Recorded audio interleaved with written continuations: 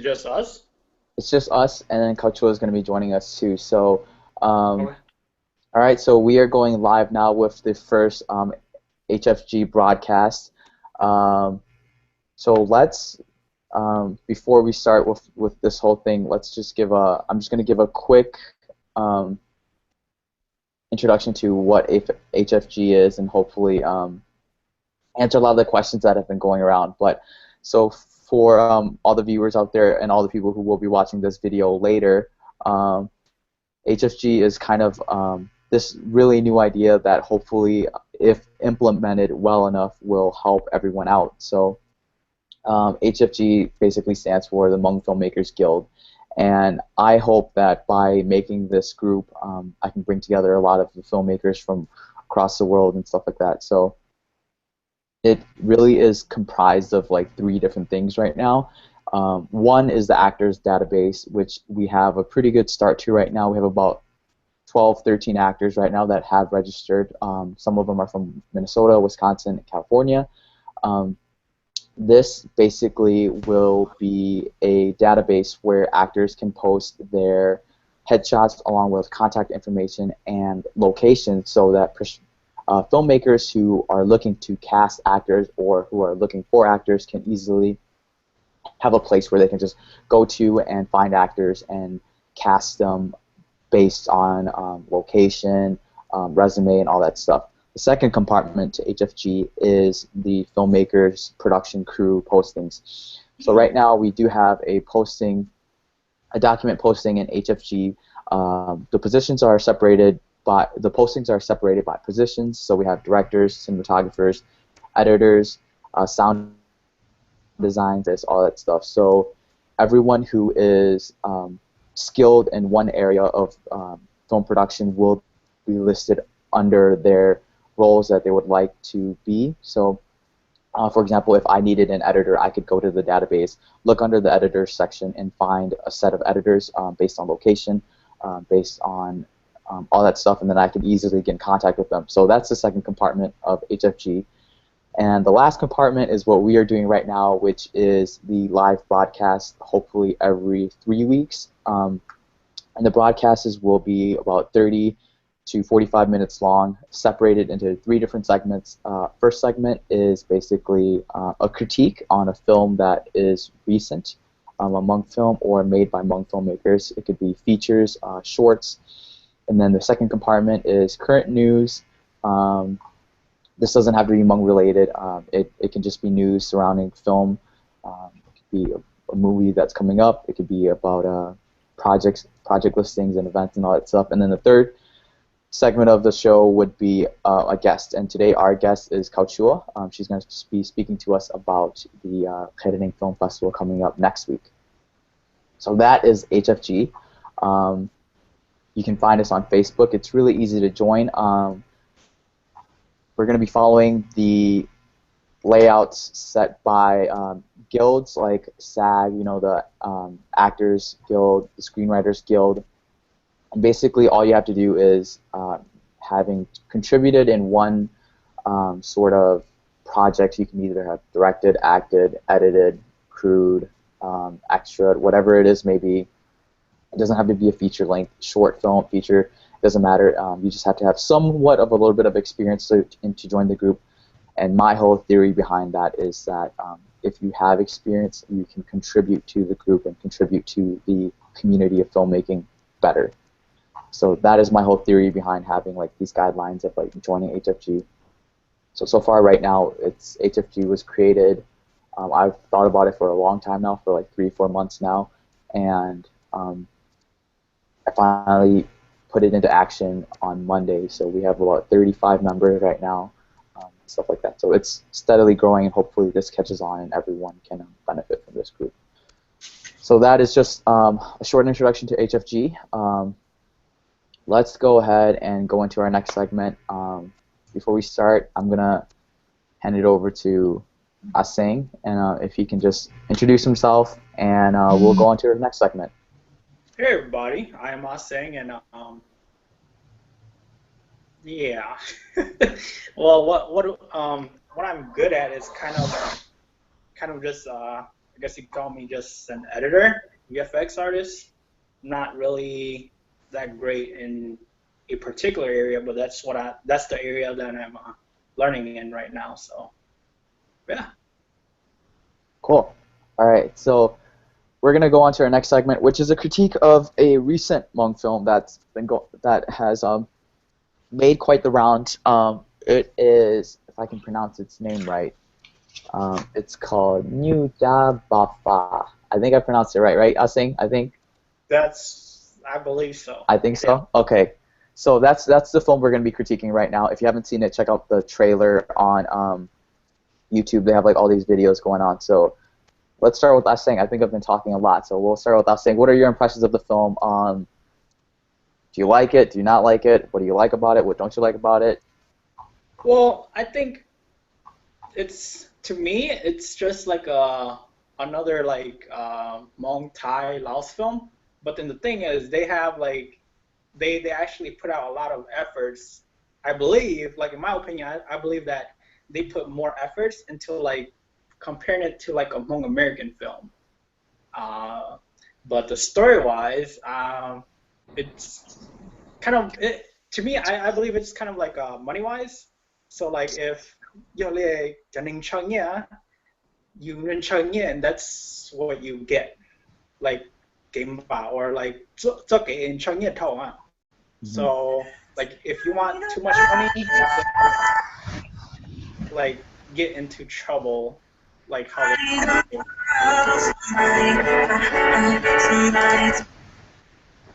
And then for the visual effects wise, I think I'm not gonna I'm not gonna bash on it. It's just so I think it could be way better, but like I said, like which much or effects, huh? So it could be better, my opinion wise. Yeah, I think definitely. I think it's a good movie. I remember when the trailer first came out, a lot of people were really hyped about it. A lot of people were really excited about the movie. I think it came out this past fall. I don't know if that's correct, but I think it came out this past fall. I saw it during the New Year, but I'm not sure if it came out for the last July 4th or not. Yeah. So it's pretty new. I think I like the visual effects. I like the cinematography of the film. I think the only thing that was the downfall of the film is that I think it relied too heavily on the visual effects part of the film and the cinematography. Because one thing that like caught my mind for sure is I think the film was like an hour or like 2 hours long, but they had so many crane shots. I think there was like 12 or 13 crane shots, and it was just a lot. Yeah.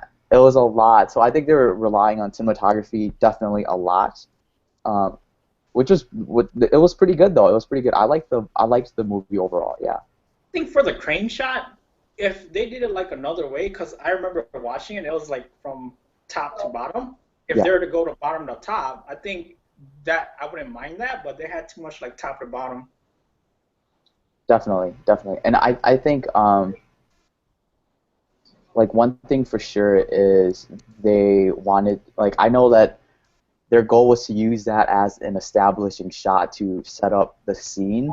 The thing is, like, when they use that as a transition every time to set up a different scene, it becomes kind of repetitive, you know? Yep. So, and another thing is, I think this goes out to possibly all or most Hmong films that are coming out right now, but we seem to have like this this hero stereotype, because I don't know why, but the villain and the hero seems very stereotypical. It seems like almost every Hmong hero is sort of the same now. Like they're all kind of in the same mold in a way. So I don't know if you got that like me. Like I said, it's to me it's just like a typical Hmong film.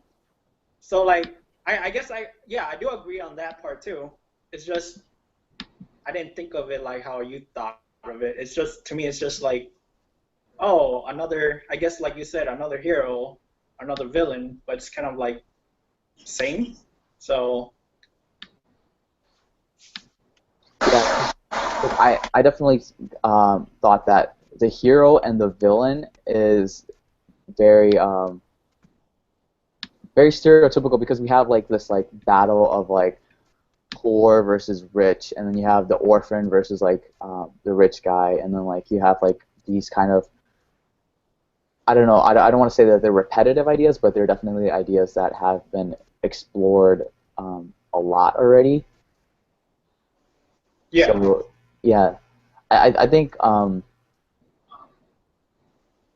cinematography is something that has like definitely like changed a lot, but then the story I feel like hasn't caught up to that part. I don't know.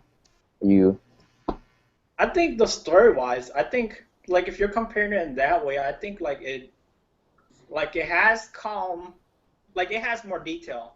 Like I'm gonna give it that the film has more detail than like any other Hmong movies I've seen. So like versing the rich versus poor, I think this film gave a lot more detail, like what a rich man does. As for like for me, like other Hmong movies I've seen, like Rich and Poor, all I really saw was, oh, you're from a poor family, don't do this. But then they don't really show like what the rich can do, you know? So that's my opinion of the film. I think it's good. It's been explored, but it's a little bit more detailed as what a rich man can do or a rich person can do.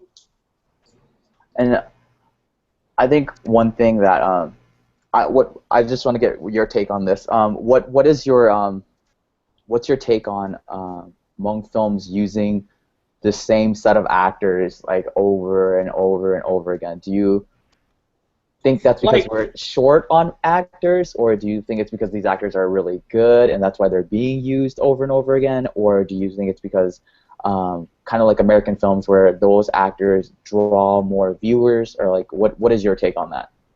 I think for the actor wise, like for the Hmongs overseas, I think they're really good at what they're doing. Just because yeah, if you're gonna compare over here, like they Hmong ka be halu Hmong, like a lot of us be Hmong be halu chimeng and Hmong. So for over there, I think their casts are really good. The thing is too that I wish that they could find new cast, but I think that like Chimoy to sa act, like even our community, like even if I ask my friend to do it, he's not gonna give in like 100% to do it because he's not like he doesn't really want to be an actor. He's just helping me out. So as for over there, I would take it as they're like I wouldn't mind for the same cast every time because they're dedicated. They want to be like they they are friends and they want to act. As for like I said over here, it's like if I ask my friend, they're my friend, they're doing it for me, but they don't want to act. So that's my opinion wise.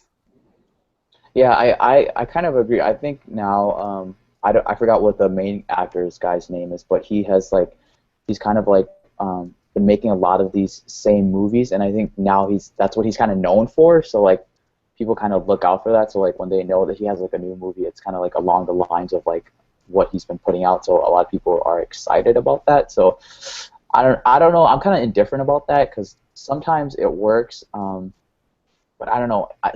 Now I'm starting to associate him with like his roles that he's already been in. So when he goes into a new movie, like I'm taking the persona that he has in like one movie and like trying to bring it over to like into another one. Like for example, like Tom Hanks will always be Forrest Gump to me. Like even in Captain Phillips, he is Forrest Gump to me. Like whenever I see him, he's like okay. Like even though he's a totally different character and stuff like that, my mind associates him with like Forrest Gump because like that's just like one of the roles he's like most known for. So I don't know. The same. I'm starting to feel the same way about like Hmong movies because like, for example, like Sa when he does a new movie, like I'm starting to associate him with like his comedy movies, and I can't like I don't know.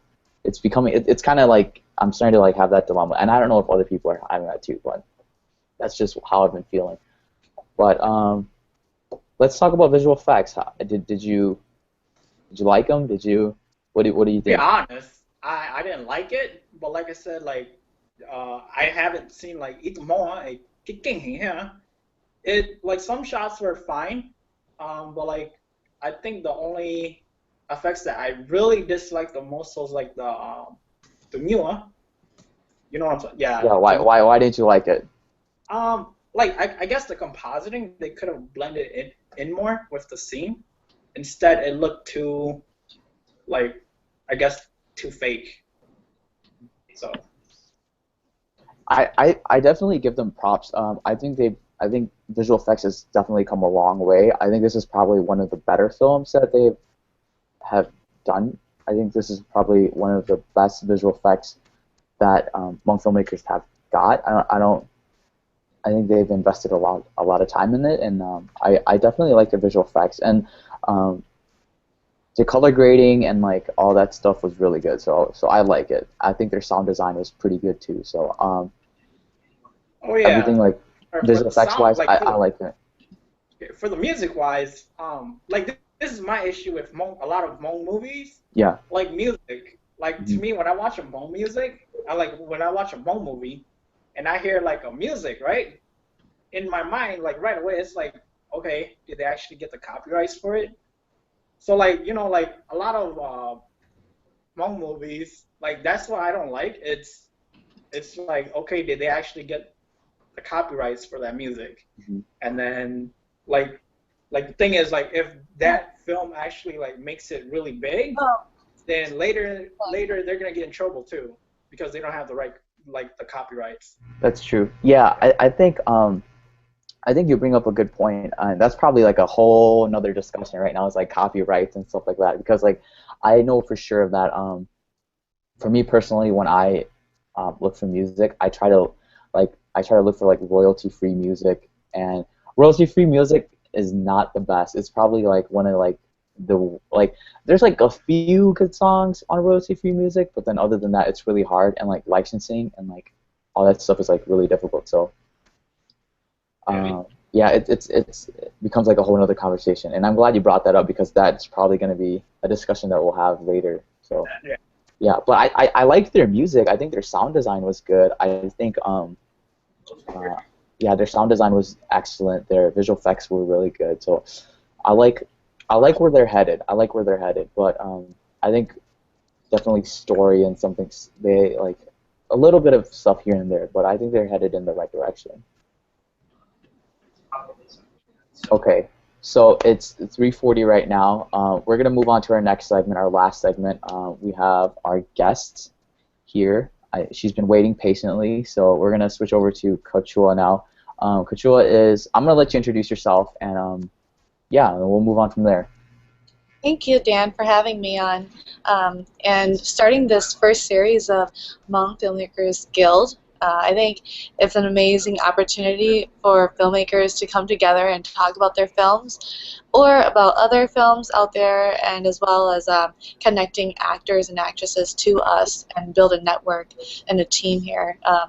But my name is Couch Shovu, and I am the festival director of the Kunding Film Festival, which currently I think is the only Hmong film festival I know that there is out there in the United States. And since I have launched this film festival about 6 years ago, um, we have connections all over the world, like Laos, Vietnam, Australia, France, and within the United States there's a lot of interest from California, especially in the Sacramento and Fresno area, and then we have received films from Seattle, lots from Wisconsin, and Kansas City, Nebraska. And so this film festival really brings together the Hmong community and the stories that we tell. Um, and so that's a little bit about me and the history and what I've done with the Kunding Film Festival here in St. Paul, Minnesota. Cool. So I know that the event is next week, right? Yeah, so this is the sixth annual Kunding Film Festival. It's taking place at Metro State University in St. Paul, Minnesota, on the east side, where majority of the Hmong people in St. Paul and Minneapolis lives. And it will be Thursday, April 23rd at 6:30, where we have our photo exhibit happening and our opening reception. And then at 7:30, we have our, we have about 6 short films showing. The next day, we have we still have the photo exhibit up, so that the doors open at 6 o'clock, and then the show starts at 7. And the exciting thing about each night is that we have out-of-town guest filmmakers that will be there. So the first night on Thursday, we have Kak Lee from Los Angeles. He does a lot of what is it? He's a director of cinematography, so that basically means that he's a person behind the camera, and he's out in LA working with other filmmakers out there doing documentaries, doing short narratives, and he also does miscellaneous things such as like grip, or so that's the person who holds the lights during the shoots. And then we also have Jacob Herr from Kansas City. He directed the film called Born Hmong.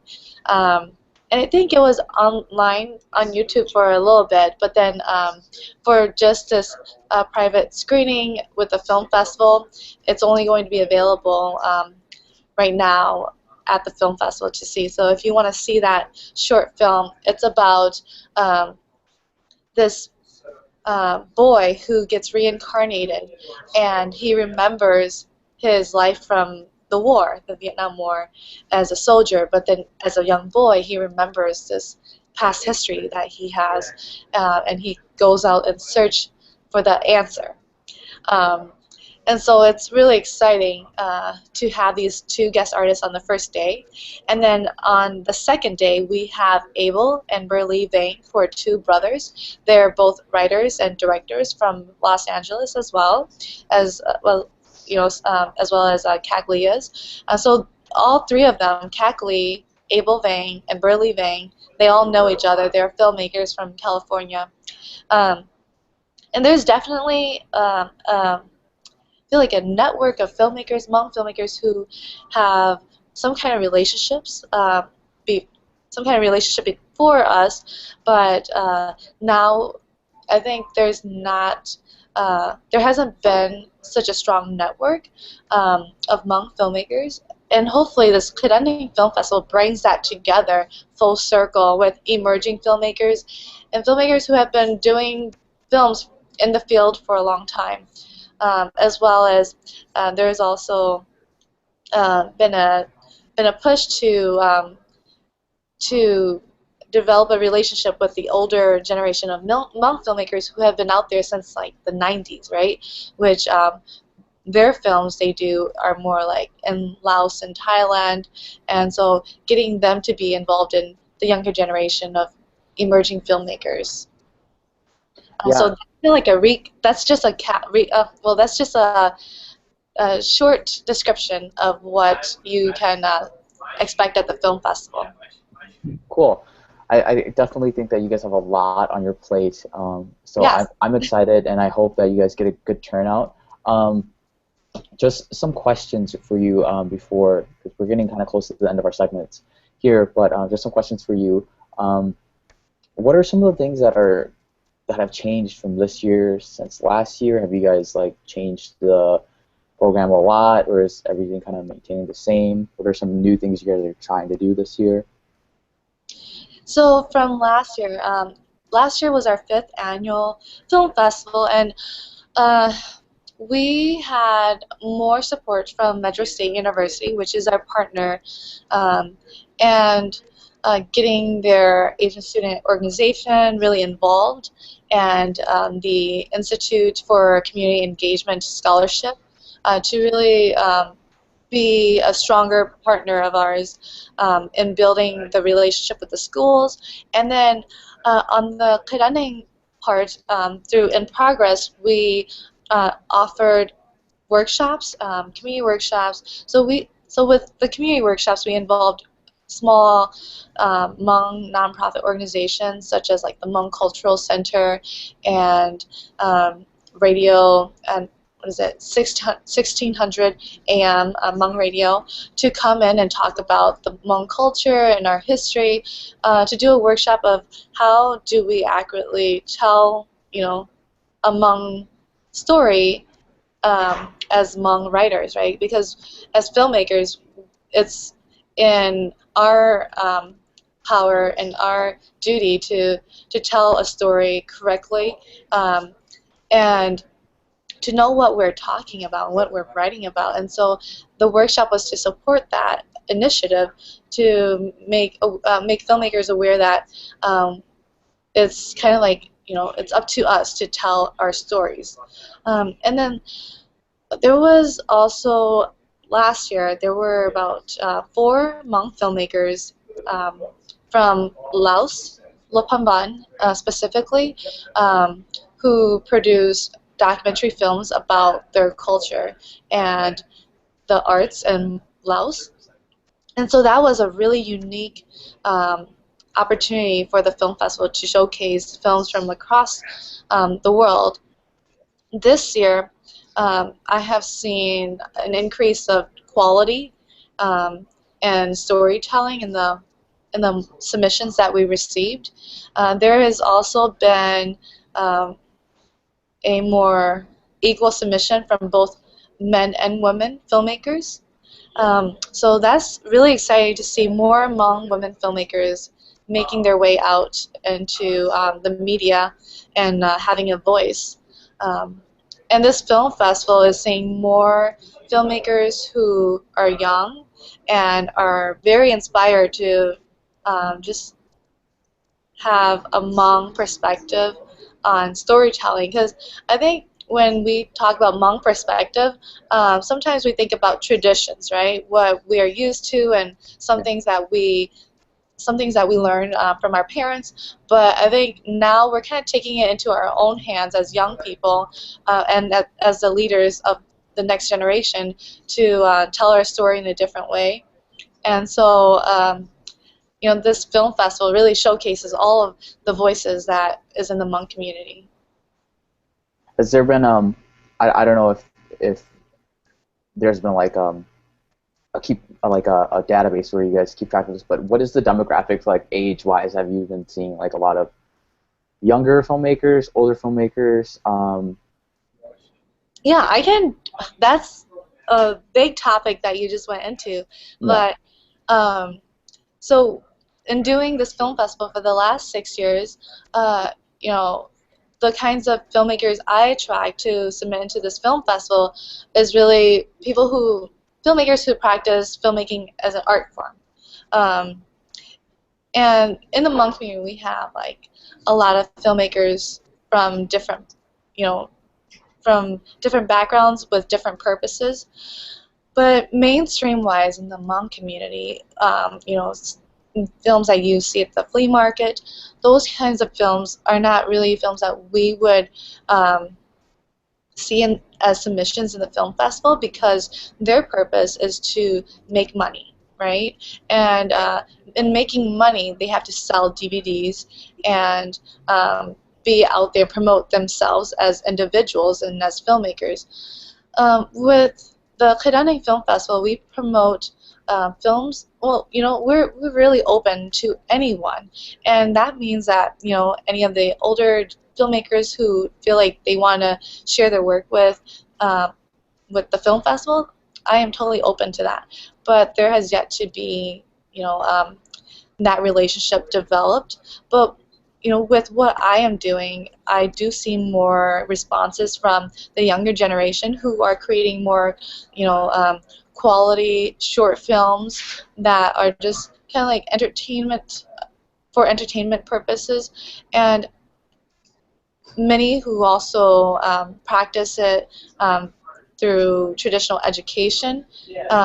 So that means that they go to school for it, or they take a class in filmmaking and they learn the techniques of filmmaking, and then they submit those films into this film festival. So what you could expect at the film festival are a lot of younger filmmakers who are producing more quality films that they sat down and wrote a script, and they worked with another person, they collaborated with another filmmaker to shoot the film, and then another person to edit, and the audio, all of those elements that goes into filmmaking, they have explored. And so we are really creating a new reputation for Hmong films at the Kunding Film Festival. Yeah, I mean, having been part of QDN for like 2 years, I definitely have seen a lot of change. So I'm really happy. Unfortunately I wasn't able to attend last year. Hopefully I will try my best to attend this year. But our segment is coming close to an end. Do you have any final words for the people to come out to QDN, or do you have any? Do you just want to say anything? Last words to everyone, or? Yeah, my last words would be, for me as a filmmaker, I started off doing documentary films because I really saw a need for us as Hmong individuals to tell our own stories instead of letting others tell our stories for us. And if anyone out there wants to pursue filmmaking as a career or as a hobby, I encourage you to do so, because we as us, our parents, they always practiced oral history, and I want to encourage people to practice storytelling, maybe through a different means, whatever they can do to preserve our history. And on top of that, I want to see more films submitted into the film festival, so that there's a bigger filmmaking community here, so that the quality of Hmong films build this really high and great reputation in the community. But then I would love to have people support by coming to the film festival and supporting the filmmakers and recognizing their work, because we put so much work into just maybe a 5-minute short film. It just takes a lot of time and effort from a great team. And thank you for having me here. Thank you for joining us. So this comes to our end of our segment now. This is hopefully this will become a trend, and we will try to put out one of these every month. But on the ending note, I hope that HFG is going to benefit a lot of you guys. I know it's definitely benefited me. I've already gotten in contact with a lot of people that I hope to work with, and I hope that HFG keeps growing. For everyone that's watching with us now, and for everyone that's going to watch this broadcast later when it airs on YouTube, I hope you enjoyed it. And if you would like to be a guest, if you would like to be a co-host on the show, just join HFG, and we'll bring you on next time. So thank you guys for watching, and we will see you next month. Bye-bye, guys. Bye. Yes.